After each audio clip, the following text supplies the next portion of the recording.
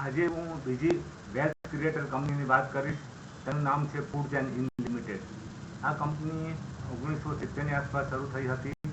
તે શરૂઆતમાં mango pulp એટલે જે કેરી છે કેરીના પલ્પ બનાવી અને વેચવાનું કામ કરતી હતી. ત્યારબાદ એણે વર્ષો સુધી જુદી જુદી પ્રોડક્ટ ડેવલપ કરી અને એની પોતાની પ્રગતિ મળી. હું મારી વાત કરીશ તો 1997 આસપાસ તેના 100 શેર મેં ખરીદ્યા હતા 11,500 રૂપિયાના આસપાસના, એટલે 115ની આસપાસનો ભાવ હતો તે વખતે. અને કંપનીની પ્રોગ્રેસ નોર્મલ હતી, કોઈ ગ્રોથ ન હતો. કંપની પ્રોસ્પેક્ટિવ લાગતી હતી છતાં પણ એનો ભાવ ચાલતો નહોતો. એકદમ સ્મોલ કેપ કંપની હતી. 350 કરોડનું પણ માર્કેટ કેપ ન હતું, એટલે કંપનીમાં કોઈ ઇન્ટરેસ્ટ દેખાતો નહોતો. તો મારે કંપનીના શેર્સ વધવા માટે ઓછામાં ઓછો 2013 સુધી રાહ જોવી પડે. એટલે અરાઉન્ડ 15-17 વર્ષ સુધી એનો ભાવ 120, 125, 110 નો ચાલ્યા કરતો હતો.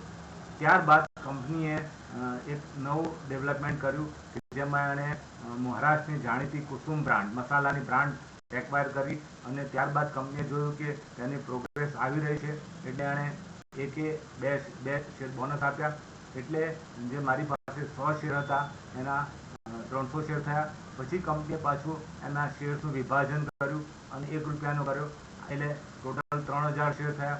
3,000 શેરની આજની માર્કેટ વેલ્યુ ₹100 પ્રમાણે ગણીએ તો અરાઉન્ડ 3 લાખ રૂપિયા ઉપર થયા. એટલે અરાઉન્ડ માન લો કે 25-26 વર્ષ જેવા થયા. 26 વર્ષમાં મને અરાઉન્ડ 26-25 ગણા પૈસા થયા. એટલે કેમ મતલબ છે કે આ એક સ્ટોક એવો છે જે સ્મોલ કેપ છે પણ એનું પોટેન્શિયલ મોટું છે. કંપનીએ હવે નવા પ્રોડક્ટ બીજી બધી જે ફ્રૂટ્સ છે તેમાંથી બનાવવાનું ચાલુ કર્યું છે. આનો મેજર જે એડવાન્ટેજ આ કંપની માટે એ છે કે મહારાષ્ટ્ર અને ગુજરાતના ગામડાઓના ખેડૂતો પાસેથી કંપની ડાયરેક્ટલી કેરીની ખરીદી કરે છે, બીજા ફ્રૂટ્સની ખરીદી કરે છે અને તેમાંથી ફળ બનાવે છે. એટલે એક બાજુ કંપનીને એનો કન્ટિન્યુઅસલી માલ જે રો મટીરિયલ મળી જાય છે અને બીજી બાજુ ખેડૂતોને લાભ એવો હોય છે, મંડળીઓનો લાભ એવો હોય છે કે કંપની અને કેશ પેમેન્ટ કરે છે, એટલે રાહ જોવી નથી પડતી પૈસા માટેમાં. આમ કંપની પાસે એક બિઝનેસ મોડેલ છે કે જેમાં કંપની આગળ વધી રહી છે.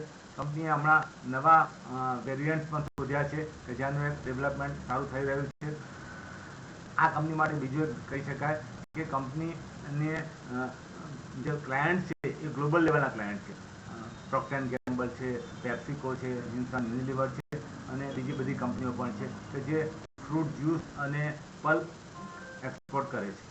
તો આ એક બતાવે છે કે પોટેન્શિયલ હોય છે, પણ અમુક વખતે સ્મોલ કેપ કંપનીમાં જ્યાં સુધી મેનેજમેન્ટનું કોઈ એવું ડિસિઝન નહીં આવે, બ્રેક થ્રુ નહીં મળે, ત્યાં સુધી આ ભાવે ચાલતો હોય છે. તો લોંગ ટર્મ માટે આવા સ્મોલ કેપ કંપનીના શેર્સ પણ ધ્યાનમાં રાખી શકાય. Thank you.